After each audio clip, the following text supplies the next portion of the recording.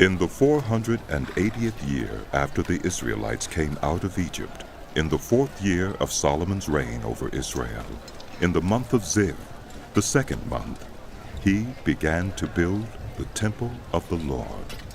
The temple that King Solomon built for the Lord was 60 cubits long, 20 wide, and 30 high. The portico at the front of the main hall of the temple extended the width of the temple, that is, 20 cubits, and projected 10 cubits from the front of the temple. He made narrow windows high up in the temple walls. Against the walls of the main hall and inner sanctuary, he built a structure around the building in which there were side rooms. The lowest floor was 5 cubits wide, the middle floor 6 cubits, and the third floor 7. He made offset ledges around the outside of the temple so that nothing would be inserted into the temple walls. In building the temple, only blocks dressed at the quarry were used, and no hammer, chisel, or any other iron tool was heard at the temple site while it was being built. The entrance to the lowest floor was on the south side of the temple. A stairway led up to the middle level and from there to the third. So he built the temple and completed it, roofing it with beams and cedar planks. And he built the side rooms all along the temple. The height of each was 5 cubits, and they were attached to the temple by beams of cedar. The word of the Lord came to Solomon. As for this temple you are building, if you follow my decrees, observe my laws, and keep all my commands and obey them, I will fulfill through you the promise I gave to David your father, and I will live among the Israelites and will not abandon my people Israel. So Solomon built the temple and completed it. He lined its interior walls with cedar boards, paneling them from the floor of the temple to the ceiling, and covered the floor of the temple with planks of juniper. He partitioned off 20 cubits at the rear of the temple with cedar boards from floor to ceiling to form within the temple an inner sanctuary, the most holy place. The main hall in front of this room was 40 cubits long. The inside of the temple was cedar, carved with gourds and open flowers. Everything was cedar. No stone was to be seen. He prepared the inner sanctuary within the temple to set the Ark of the Covenant of the Lord there. The inner sanctuary was 20 cubits long, 20 wide, and 20 high. He overlaid the inside with pure gold, and he also overlaid the altar of cedar. Solomon covered the inside of the temple with pure gold, and he extended gold chains across the front of the inner sanctuary, which was overlaid with gold. So he overlaid the whole interior with gold. He also overlaid with gold the altar that belonged to the inner sanctuary. For the inner sanctuary he made a pair of cherubim out of olive wood, each 10 cubits high. One wing of the first cherub was 5 cubits long, and the other wing 5 cubits, 10 cubits from wingtip to wingtip. The second cherub also measured 10 cubits, for the 2 cherubim were identical in size and shape. The height of each cherub was 10 cubits.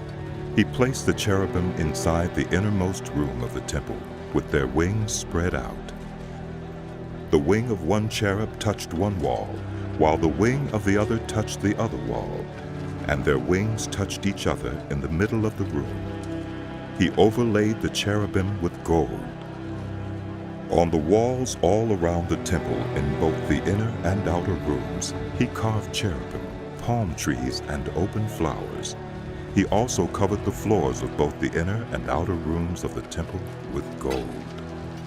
For the entrance to the inner sanctuary, he made doors out of olive wood that were 1/5 of the width of the sanctuary, and on the 2 olive wood doors he carved cherubim, palm trees, and open flowers, and overlaid the cherubim and palm trees with hammered gold.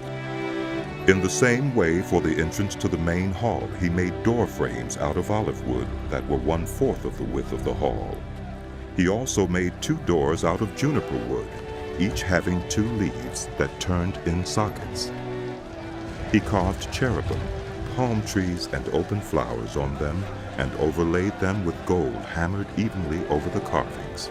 And he built the inner courtyard of 3 courses of dressed stone and 1 course of trimmed cedar beams. The foundation of the temple of the Lord was laid in the 4th year, in the month of Ziv.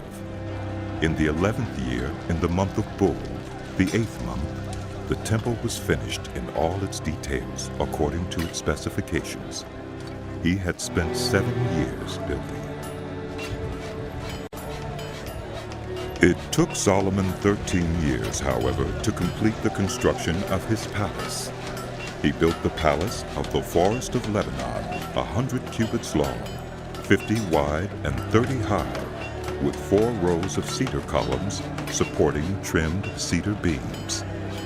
It was roofed with cedar above the beams that rested on the columns, 45 beams, 15 to a row. Its windows were placed high in sets of 3, facing each other. All the doorways had rectangular frames. They were in the front part in sets of 3, facing each other. He made a colonnade 50 cubits long and 30 wide. In front of it was a portico, and in front of that were pillars and an overhanging roof. He built the throne hall, the hall of justice where he was to judge, and he covered it with cedar from floor to ceiling. And the palace in which he was to live, set farther back, was similar in design. Solomon also made a palace like this hall for Pharaoh's daughter, whom he had married. All these structures from the outside to the great courtyard and from foundation to eaves were made of blocks of high-grade stone cut to size and trimmed with a saw on their inner and outer faces. The foundations were laid with large stones of good quality, some measuring 10 cubits and some 8. Above were high-grade stones cut to size and cedar beams. The great courtyard was surrounded by a wall of 3 courses of dressed stone and 1 course of trimmed cedar beams, as was the inner courtyard of the temple of the Lord with its portico. King Solomon sent to Tyre and brought Hiram, whose mother was a widow from the tribe of Naphtali, and whose father was from Tyre and a skilled worker in bronze. Hiram was filled with wisdom, with understanding, and with knowledge to do all kinds of bronze work. He came to King Solomon and did all the work assigned to him. He cast 2 bronze pillars, each 18 cubits high and 12 cubits in circumference. He also made 2 capitals of cast bronze to set on the tops of the pillars. Each capital was 5 cubits high. A network of interwoven chains adorned the capitals on top of the pillars, 7 for each capital. He made pomegranates in 2 rows, encircling each network to decorate the capitals on top of the pillars.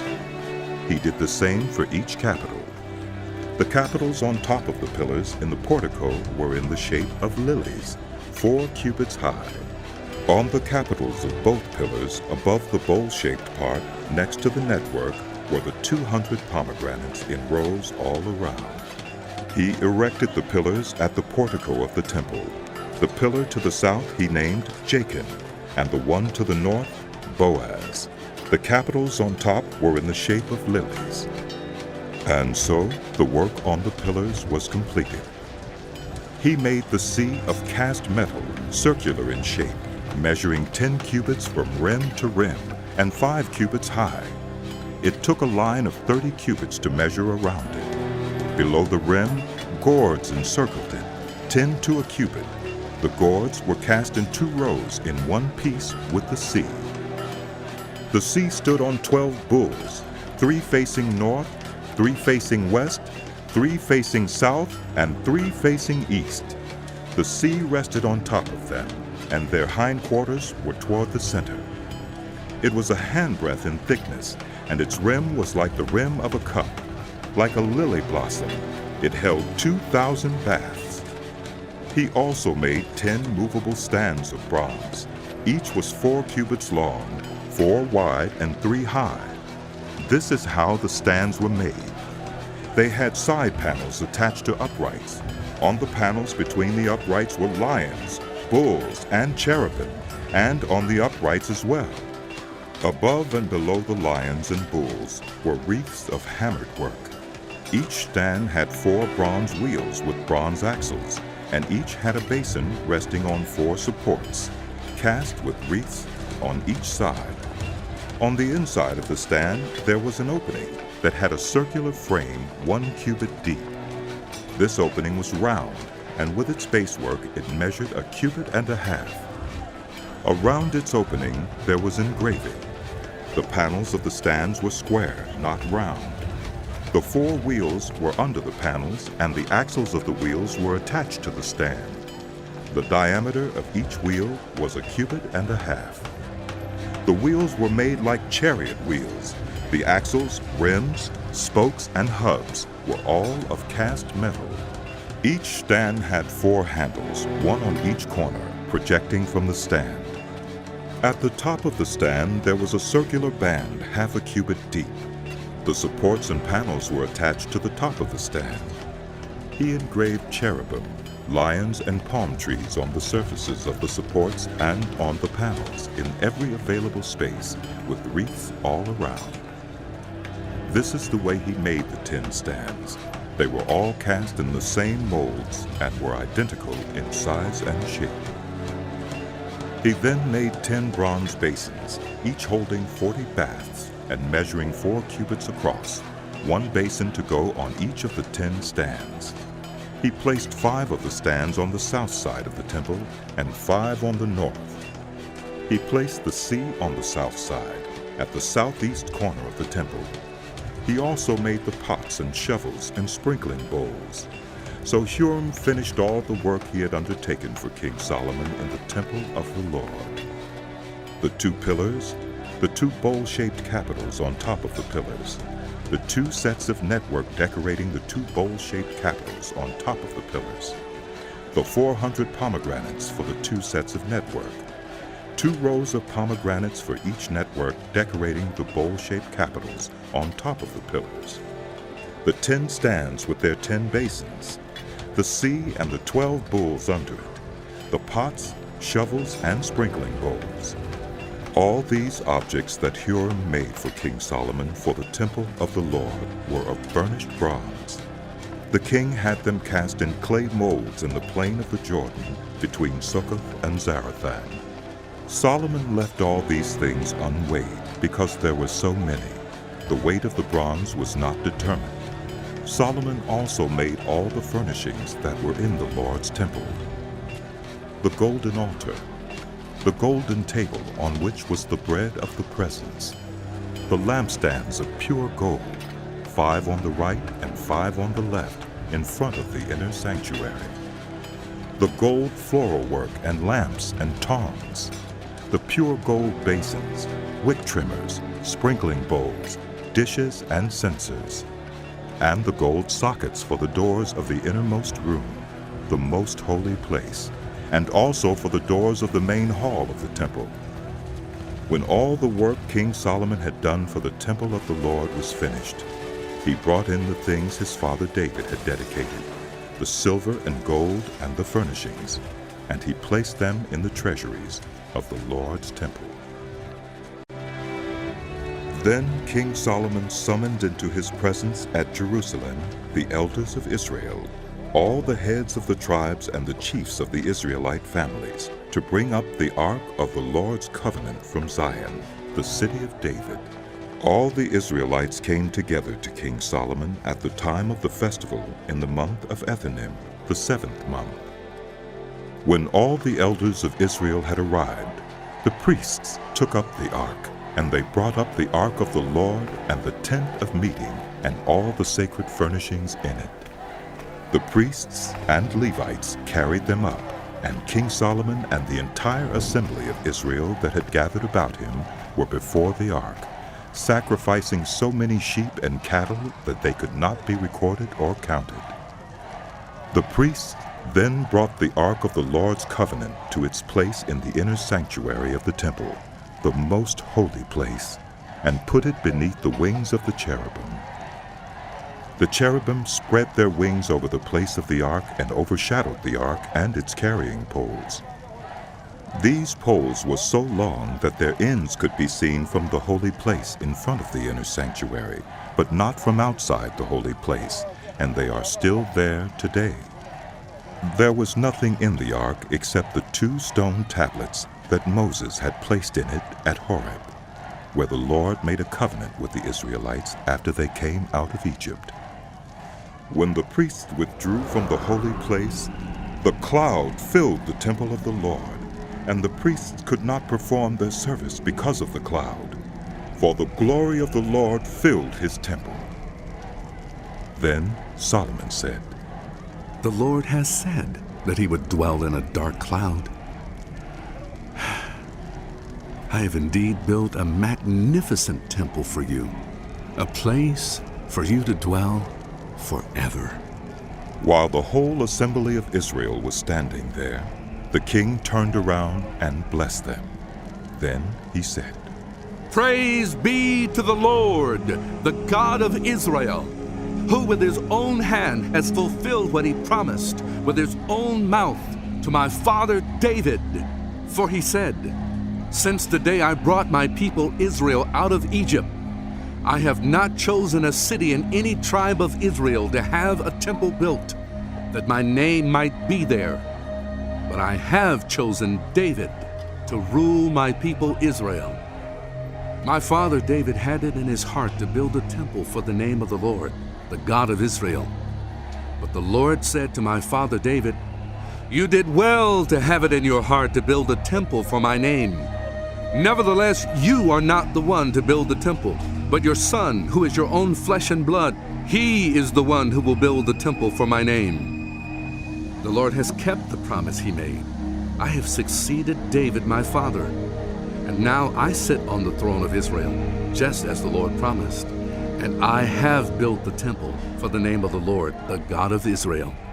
I have provided a place there for the ark, in which is the covenant of the Lord that he made with our ancestors when he brought them out of Egypt." Then Solomon stood before the altar of the Lord in front of the whole assembly of Israel, spread out his hands toward heaven, and said, "Lord, the God of Israel, there is no God like you in heaven above or on earth below. You who keep your covenant of love with your servants, who continue wholeheartedly in your way. You have kept your promise to your servant David my father. With your mouth you have promised, and with your hand you have fulfilled it, as it is today. Now, Lord, the God of Israel, keep for your servant David my father the promises you made to him when you said, 'You shall never fail to have a successor to sit before me on the throne of Israel. If only your descendants are careful in all they do to walk before me faithfully, as you have done. And now, God of Israel, let your word that you promised your servant David my father come true. But will God really dwell on earth? The heavens, even the highest heaven, cannot contain you. How much less this temple I have built? Yet give attention to your servant's prayer and his plea for mercy, Lord my God. Hear the cry and the prayer that your servant is praying in your presence this day. May your eyes be open toward this temple night and day, this place of which you said, 'My name shall be there,' so that you will hear the prayer your servant prays toward this place. Hear the supplication of your servant and of your people Israel when they pray toward this place. Hear from heaven, your dwelling place, and when you hear, forgive. When anyone wrongs their neighbor and is required to take an oath, and they come and swear the oath before your altar in this temple, then hear from heaven and act. Judge between your servants, condemning the guilty by bringing down on their heads what they have done, and vindicating the innocent by treating them in accordance with their innocence.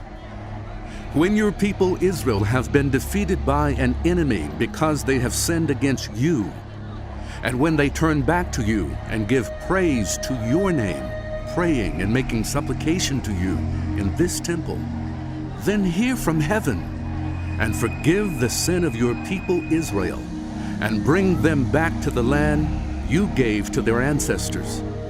When the heavens are shut up, and there is no rain because your people have sinned against you, and when they pray toward this place and give praise to your name, and turn from their sin because you have afflicted them, then hear from heaven and forgive the sin of your servants, your people Israel. Teach them the right way to live, and send rain on the land you gave your people for an inheritance. When famine or plague comes to the land, or blight or mildew, locusts or grasshoppers, or when an enemy besieges them in any of their cities, whatever disaster or disease may come, and when a prayer or plea is made by anyone among your people Israel, being aware of the afflictions of their own hearts, and spreading out their hands toward this temple, then hear from heaven, your dwelling place. Forgive and act. Deal with everyone according to all they do, since you know their hearts, for you alone know every human heart, so that they will fear you all the time they live in the land you gave our ancestors. As for the foreigners who do not belong to your people Israel, but have come from a distant land because of your name, for they will hear of your great name, and your mighty hand, and your outstretched arm, when they come and pray toward this temple, then hear from heaven, your dwelling place. Do whatever the foreigners ask of you, so that all the peoples of the earth may know your name and fear you, as do your own people Israel, and may know that this house I have built bears your name. When your people go to war against their enemies, wherever you send them, and when they pray to the Lord toward the city you have chosen and the temple I have built for your name, then hear from heaven their prayer and their plea, and uphold their cause. When they sin against you, for there is no one who does not sin, and you become angry with them and give them over to their enemies, who take them captive to their own lands, far away or near, and if they have a change of heart in the land where they are held captive, and repent, and plead with you in the land of their captors, and say, "We have sinned, we have done wrong, we have acted wickedly," and if they turn back to you with all their heart and soul in the land of their enemies who took them captive, and pray to you toward the land you gave their ancestors, toward the city you have chosen and the temple I have built for your name, then from heaven, your dwelling place, hear their prayer and their plea, and uphold their cause, and forgive your people who have sinned against you. Forgive all the offenses they have committed against you, and cause their captors to show them mercy. For they are your people and your inheritance, whom you brought out of Egypt, out of that iron smelting furnace. May your eyes be open to your servant's plea, and to the plea of your people Israel, and may you listen to them whenever they cry out to you. For you singled them out from all the nations of the world to be your own inheritance, just as you declared through your servant Moses when you, sovereign Lord, brought our ancestors out of Egypt. When Solomon had finished all these prayers and supplications to the Lord, he rose from before the altar of the Lord, where he had been kneeling with his hands spread out toward heaven. He stood and blessed the whole assembly of Israel in a loud voice, saying, Praise be to the Lord, who has given rest to his people Israel, just as he promised. Not one word has failed of all the good promises he gave through his servant Moses. May the Lord our God be with us, as he was with our ancestors. May he never leave us, nor forsake us. May he turn our hearts to him, to walk in obedience to him, and keep the commands, decrees, and laws he gave our ancestors. And may these words of mine, which I have prayed before the Lord, be near to the Lord our God day and night, that he may uphold the cause of his servant and the cause of his people Israel, according to each day's need, so that all the peoples of the earth may know that the Lord is God, and that there is no other. And may your hearts be fully committed to the Lord our God, to live by his decrees and obey his commands, as at this time. Then the king and all Israel with him offered sacrifices before the Lord. Solomon offered a sacrifice of fellowship offerings to the Lord, 22,000 cattle and 120,000 sheep and goats. So the king and all the Israelites dedicated the temple of the Lord. On that same day, the king consecrated the middle part of the courtyard in front of the temple of the Lord. And there he offered burnt offerings, grain offerings, and the fat of the fellowship offerings, because the bronze altar that stood before the Lord was too small to hold the burnt offerings, the grain offerings, and the fat of the fellowship offerings. So Solomon observed the festival at that time, and all Israel with him, a vast assembly, people from Lebo-Hamath to the Wadi of Egypt. They celebrated it before the Lord our God for 7 days and 7 days more, 14 days in all. On the following day he sent the people away. They blessed the king and then went home, joyful and glad in heart for all the good things the Lord had done for his servant David and his people Israel. When Solomon had finished building the temple of the Lord and the royal palace, and had achieved all he had desired to do, the Lord appeared to him a second time, as he had appeared to him at Gibeon. The Lord said to him, I have heard the prayer and plea you have made before me. I have consecrated this temple which you have built by putting my name there forever. My eyes and my heart will always be there. As for you, if you walk before me faithfully, with integrity of heart and uprightness, as David your father did, and do all I command, and observe my decrees and laws, I will establish your royal throne over Israel forever, as I promised David your father, when I said, you shall never fail to have a successor on the throne of Israel. But if you or your descendants turn away from me, and do not observe the commands and decrees I have given you, and go off to serve other gods and worship them, then I will cut off Israel from the land I have given them, and will reject this temple I have consecrated for my name. Israel will then become a byword and an object of ridicule among all peoples. This temple will become a heap of rubble. All who pass by will be appalled, and will scoff and say, why has the Lord done such a thing to this land and to this temple? People will answer, because they have forsaken the Lord their God, who brought their ancestors out of Egypt, and have embraced other gods, worshipping and serving them. That is why the Lord brought all this disaster on them.